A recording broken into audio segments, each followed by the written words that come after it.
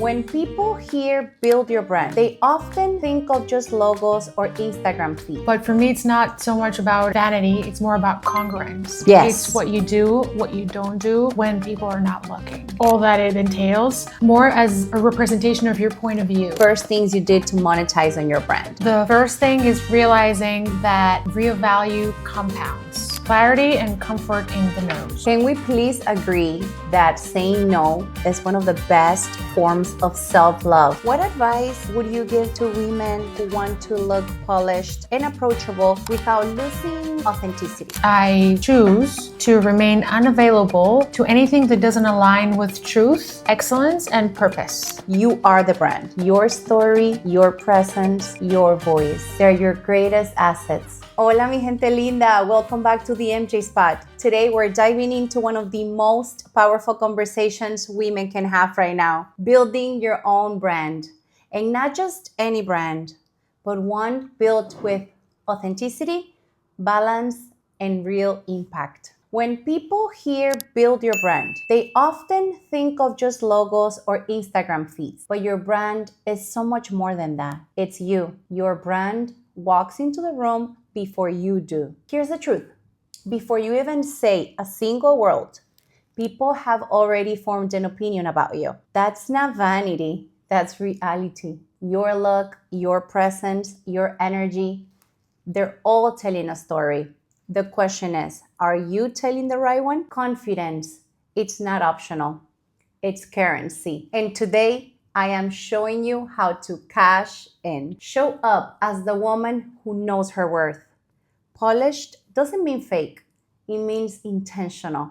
Because when you present yourself with confidence, the world doesn't just see you differently. It treats you differently. And how you show up is exactly how you will be remembered. And to bring this to life, I have a powerhouse guest today. She's proof that when you own your own brand, invest in yourself, and monetize your God-given talents, everything changes. She's mastered the art of being the brand, and she's here to inspire you to dream bigger and take action. Please welcome Hilda. Thank you so much for having me. What a beautiful intro. I'm so honored and humbled. Hilda, for the women listening who may not know your story, can you please give us a snapshot from where you started to where you are now? For sure. I started in PR, luxury PR. That was in Paris. You can imagine storytelling and more about refinement and aesthetics. Pivoted to federal government, very different. Leading programs for 9,000 people, 8-digit budgets, and whatever that entailed. Sometimes it was White House events, sometimes it was programs or events for the most important diplomatic missions in the world. And more reporting and more compliance that any nerd would ever have to deal with. It came with a package. But then after that, I took a year for disaster response. It was a humanitarian mission, and that was mind-blowing. It kind of put everything in perspective. Being more familiarized with life or death situations showed you a little bit more about context, about empathy, and truly speed, and how those situations catalyst action and impact. And the last decade, I want to say after that, although I'm only 20 years old, I somehow managed to put in a decade more into being a corporate event planner. Yes. For Fortune 500 companies, top hospitality brands. And that's where I cherry picked different practices and more like corporate strategies and tactics from the private world, and integrating all those kind of three different aspects: PR refinement and the government rigor, the disaster response urgency, why not, and the corporate acumen combined with my core values and my approach to luxury, which is congruence, culture forward approaches, and just adding value.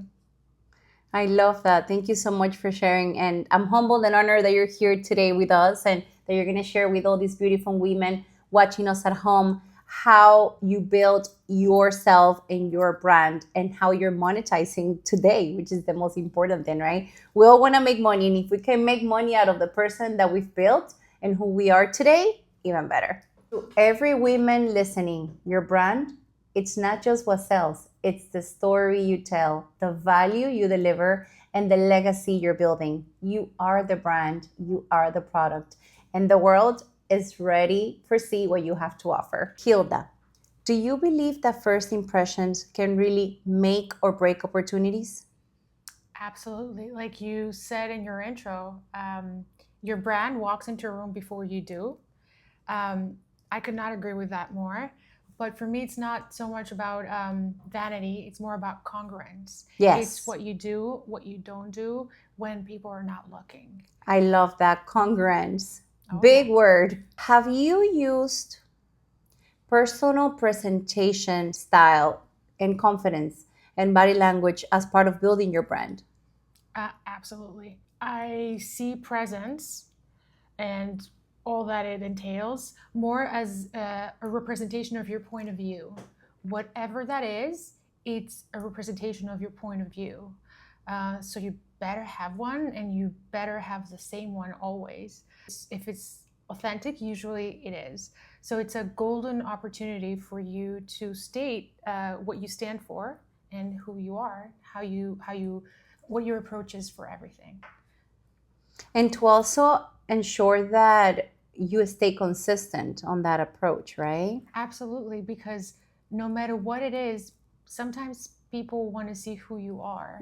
They don't necessarily want to agree with everything or your posture or it could be anything as vain as a color or a pattern or a font, but they do want to see your approach or your take on things.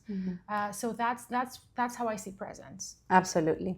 What advice would you give to women who want to look polished and approachable without losing authenticity? You remind me of something that I shared earlier in my career years, but it was like, don't dress for the position that you have, but dress for the position you want to have. Of course. Right?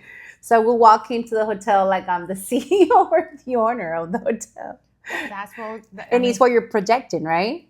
You go where you see. Exactly. You go where you see. And having that confidence and displaying that confidence overall really does go a long way. And you're not losing who you are. You're pretty much building or redefining who you are or who you're trying or wanting to become, right? It's more like, I don't know if you've done horse riding or even skydiving. You are the skydiver.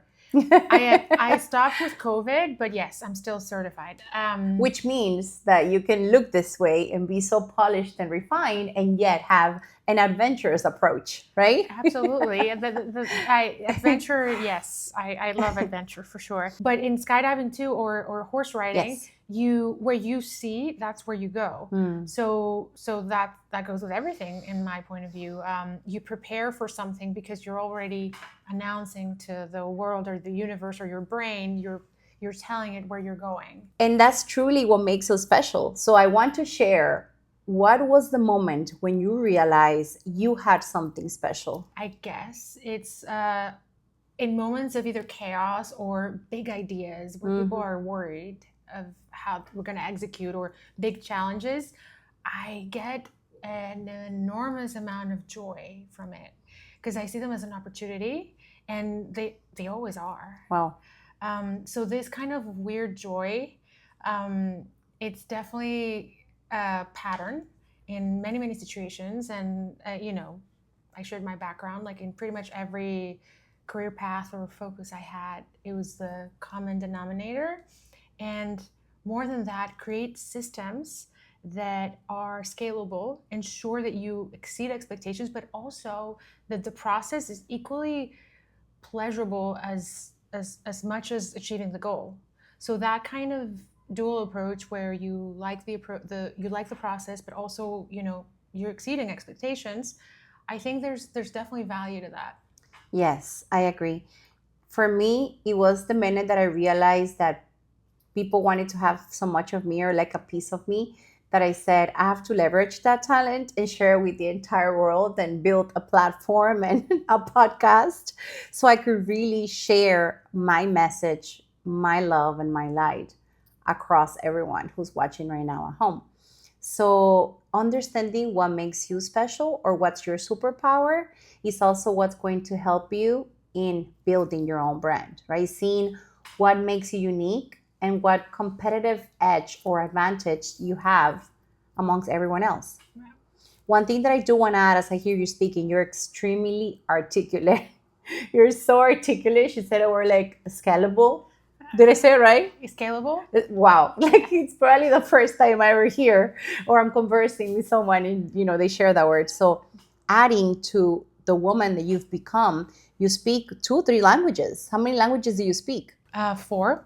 4 languages and fluently, which is quite impressive. Oh, and I commend you for that. It's very admirable. Thank you so much. And as you're expressing yourself, you're very articulate in the way you're delivering the message. And this is why I invited you, because when I met you, I was wowed by you, by your talent, and by the way you articulate your message and the way you come across. It's spectacular. So very excited to have this episode 11 and to have you here with me. I'm learning so much, and especially that this is our first episode that we're also doing in English. I finally found the person that speaks so great that I feel confident in bringing on, and also kind of matching the language. So thank you. No, you're fantastic. And thank you, because I love women who support women. Absolutely. And it's just so rare. So thank you. The way you describe, I think you want to see the good in others, and that's just crazy. So I'm so glad you have a platform, you have a following, and I see you're killing it. Like everything you do, you're amazing, and you have different careers and passions, and you excel at it. You have a beautiful relationship. You're married, and then you have a beautiful career, and then you started this venture, and you're so professional and perfectionist. But then you also. It's exactly my definition of luxury. Like you add value anywhere you step in, and you leave the space better than how it was. So wonderful. So thank you. And of course, when you ask, I could never say no. Although I do not self-promote ever. I don't even have social media for my brand. Usually it's referrals or it's clients I already had for years, and they keep coming and referring me to other people, which is I love it. But I avoid it like the plague. But you know something? It's always good to do new things, right? Yes. To try new things. A step out of your comfort zone. And that really helps you into growing overall. Hey, I trust you. And, you said it would be a great idea. And I said, okay. Okay, good. One way to find out. Okay, good. Thank you for your trust. It means the world to me. When did you realize you were your own product and that your brand could be monetized? I realized that when I saw how the approach of not just focusing on the transaction or the logistics, but more when I realized that I was building ecosystems. Wow.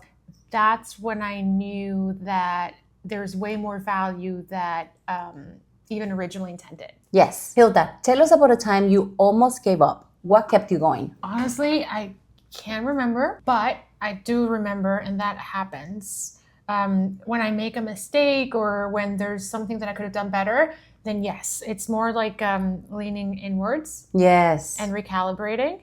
That, yes. But wanting to quit, I don't remember. But isn't that the worst feeling? Like knowing, I could have done this way or a certain way or a different way to get a better result.